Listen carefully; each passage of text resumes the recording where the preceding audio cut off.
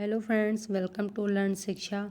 आज हम अपने बीएड सेकंड सेमेस्टर के जो पेडागोजी सब्जेक्ट हैं, यानी कि जो पेडागोजी सब्जेक्ट दिए गए हैं उसके इतिहास सब्जेक्ट पे, यानी कि जो इतिहास का सब्जेक्ट है उसके सिलेबस को आज देखने वाले हैं। इसके बाद हम इसमें जो सब्जेक्ट है यानी विषय है इसकी बात करेंगे अपनी आने वाली वीडियो में। तो जैसा कि जो सब्जेक्ट दिए होते हैं बीएड के या बीए के, उन सब्जेक्ट को 4 इकाइयों में बांटा जाता है। एक मेन जैसे पेपर है उसको 4 इकाइयों में बांट दिया गया है। उन 4 इकाइयों से क्वेश्चन आते हैं और जैसा कि अब देखा जा रहा है पेपर का जैसा स्वरूप है, 10 क्वेश्चन आते हैं मेन सब इकाइयों से और हमें पर्टिकुलर 5 क्वेश्चन अटैम्प्ट करने होते हैं। तो चलिए देखते हैं ये 4 यूनिट क्या है और यूनिट के अंदर का कंटेंट क्या दिया गया है, यानी क्या हमें पढ़ना है।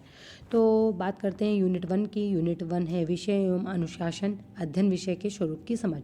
तो यानी जो विषय होगा उसके स्वरूप की इसमें हमें इसको स्वरूप को हमें समझना है। यानी जैसे इतिहास क्या है, उसकी प्रकृति क्या है, विशेषताएं क्या है, इतिहास एक विषय एवं अनुशासन उसका क्या है, विद्यालय पाठ्य चर्चा में इतिहास का स्थान क्या है। फिर आता है यूनिट 2। यूनिट 2 में इतिहास के विषय को दिया गया है कि जो इतिहास पढ़ा जाएगा वो क्या क्या हम पढ़ेंगे इतिहास में।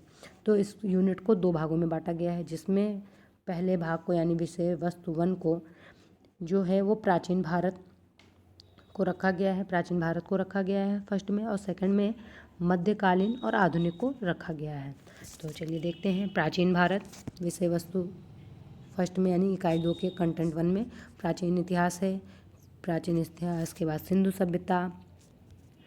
सभ्यता के बाद वैदिक सभ्यता, जैन धर्म, बौद्ध धर्म, फिर मौर्य काल, गुप्त काल दिया गया है। फिर आते हैं कंटेंट 2 पर। कंटेंट 2 में मध्यकालीन काल, सल्तनत काल मध्यकाल के अंदर आएगा, मुगल काल भी मध्यकाल के अंतर्गत। फिर आधुनिक इतिहास यानी 847 के विद्रोह से लेकर कहाँ तक होगा, पूरा हमारे राष्ट्रीय आंदोलन तक। तो ये राष्ट्रीय आंदोलन तक होगा। फिर आती है इकाई 3। तो इकाई 3 में शैक्षणिक मुद्दे दिए गए कि इतिहास का शिक्षण कैसे होगा, इतिहास का शिक्षण में क्या क्या आएगा, तो उसके क्या उद्देश्य होंगे। फिर आएगा कि इतिहास पाठ्य पुस्तक बनाई जा रही है उसमें क्या क्या होनी चाहिए, उसकी क्या आवश्यकता है, बच्चों के स्वरूप के अनुसार उसको कैसे होना चाहिए। इन सब पे बातों पे ध्यान दिया जाएगा। फिर आएगा इतिहास शिक्षण, जो इतिहास का टीचर है वो पढ़ा रहा है तो बच्चों को कैसे उससे जोड़ के पढ़ाए। देखो, इतिहास एक ऐसी चीज़ है जो हमने मूर्त रूप में नहीं दिखेगी, अमूर्त रूप में दिखेगी।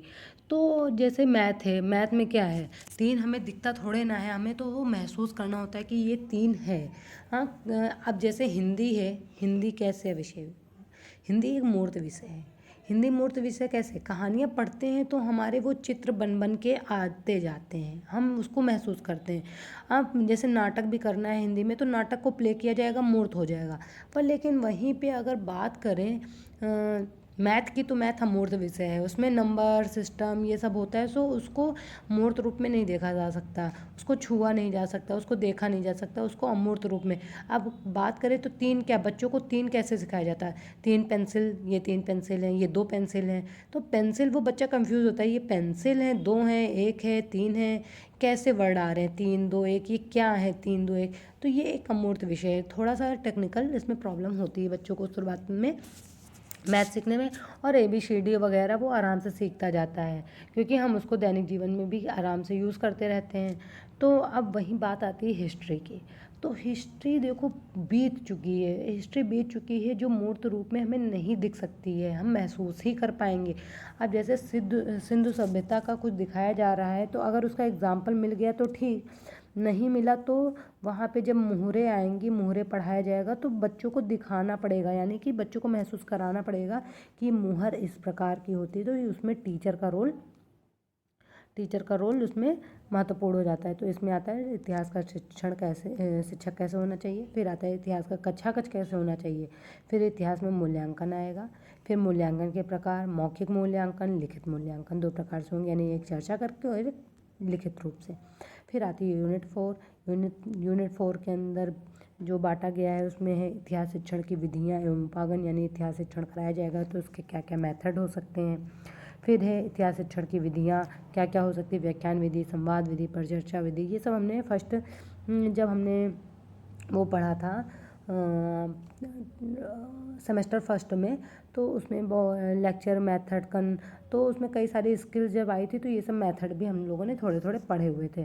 तो और उसी को यहाँ पे कैसे बताया गया है विस्तृत रूप से यहाँ पढ़ेंगे। इतिहास शिक्षण की युक्तियाँ एवं प्रविधियाँ क्या है, कैसी कैसी टेक्निक यूज़ कर सकते हैं इतिहास शिक्षण को कराने में। फिर है इतिहास शिक्षण सहायक सामग्री एवं पाठ्य योजना, जैसे हमने अभी बात करी कि कैसे एक टीचर क्लास को इनोवेटिव बना सकता है, कैसे एक रुचिपूर्ण क्लास बना सकता है, छात्रों को आकर्षक लगे क्लास, टीचर आए तो लगे कि हाँ हिस्ट्री पढ़ने जा रहे हैं, तो वो आराम से उसको फील करता हुआ चलता है। तो इसमें आते हैं शिक्षण सहायक सामग्री क्या क्या यूज़ कर सकता है, उसके उद्देश्य क्या होते हैं, दृश्य सामग्री कैसे उसको दिखा सकता है, जैसे कि आएगा अगर दृश्य में आ रहा है मोहरे तो वो टीचर मोहर का एक चार्ट लाए उसको दिखाए कि मोहर ऐसे होती है, शिलालेख ऐसे होते हैं, और जो मृतभांड होते हैं वो ऐसे होते हैं, इस तरह दिखाएगा तो बच्चों को बहुत आकर्षक लगेगा।